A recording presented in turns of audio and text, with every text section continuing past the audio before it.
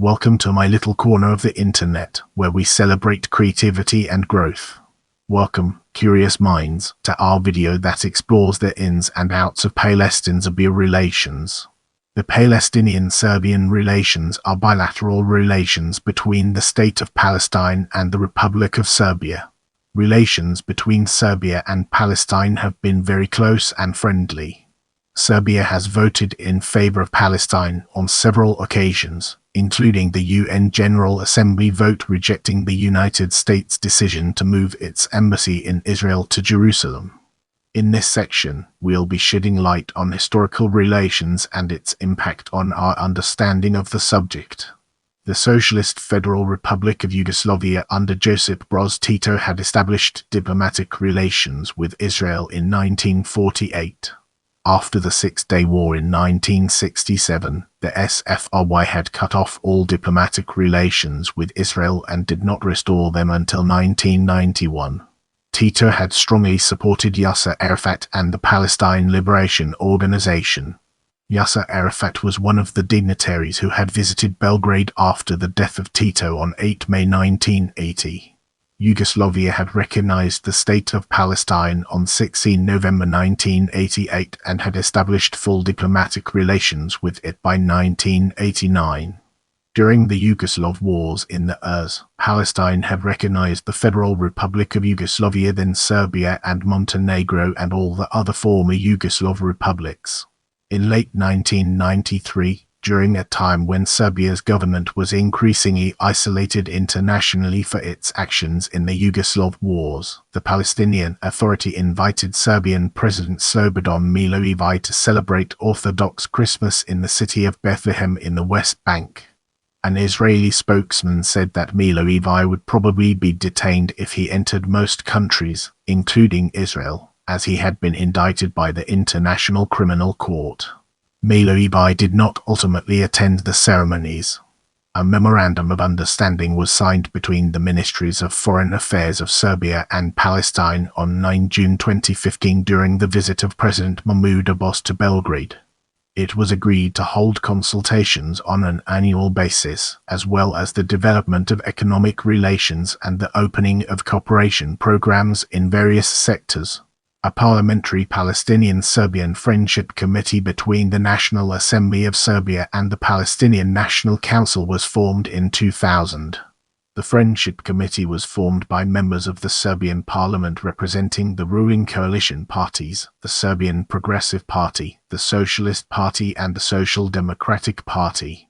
As part of the World in Serbia educational program, in the period Serbia provided more than 70 scholarships for Palestine in various disciplines. Serbia abstained from supporting 7 successive UN General Assembly resolutions related to the Palestinian cause passed on 4 November 2020 shortly after the conclusion of the Kosovo-Serbia Economic Agreement in early September.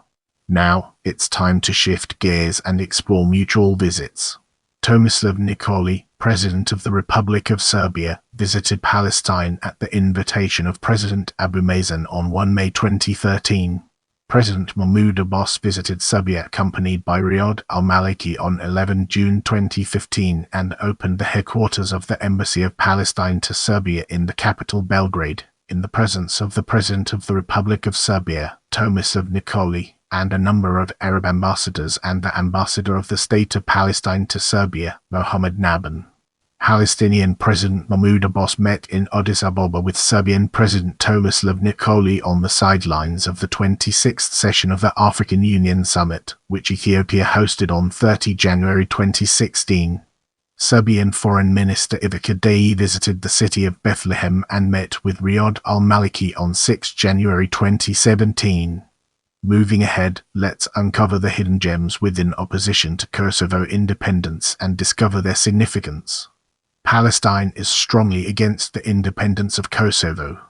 In February 2008, 2 senior Palestinian officials representing the Mahmoud Abbas West Bank controlling government, who also are part of the team negotiating with Israel, disagreed on what the Kosovo events implied for Palestine. Yasser Abed Rabbo said, If things are not going in the direction of continuous and serious negotiations, then we should take the step and announce our independence unilaterally. Kosovo is not better than us. We deserve independence even before Kosovo, and we ask for the backing of the United States and the European Union for our independence.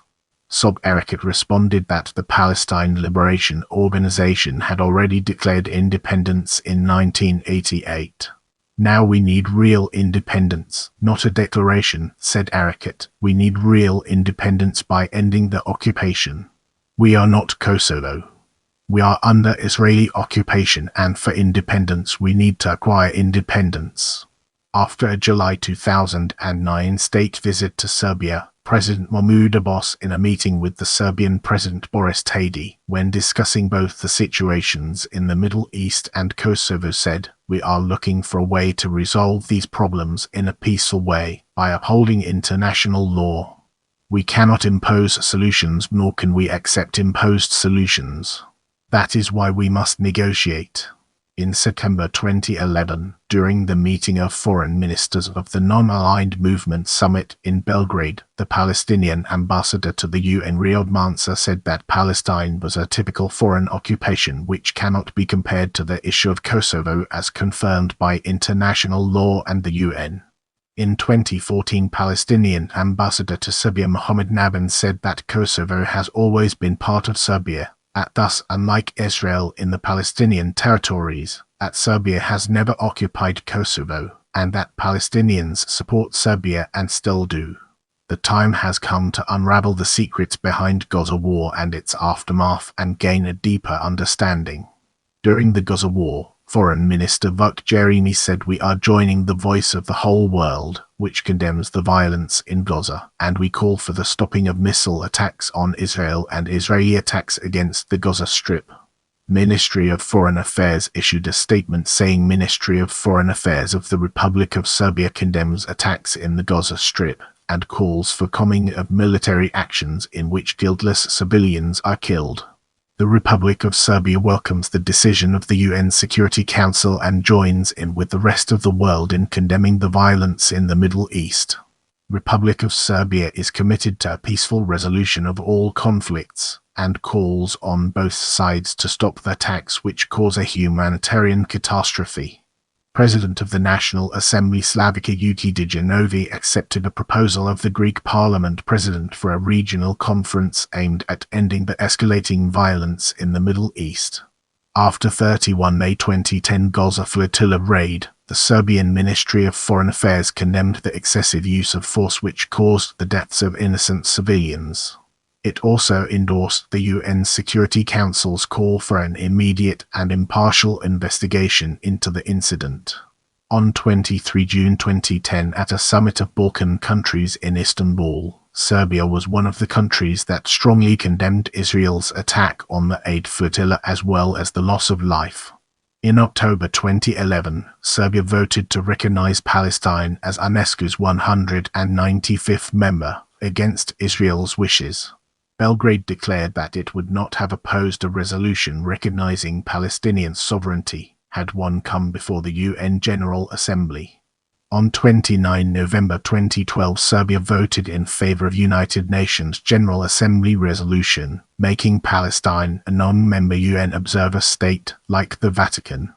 During the 2014 Gaza war, Serbian Prime Minister Aleksandar Vučić stated that Serbia respected the right of the State of Israel to existence and a peaceful life of its citizens, and he expressed hope that the situation would be resolved peacefully and that everyday life would return to normal.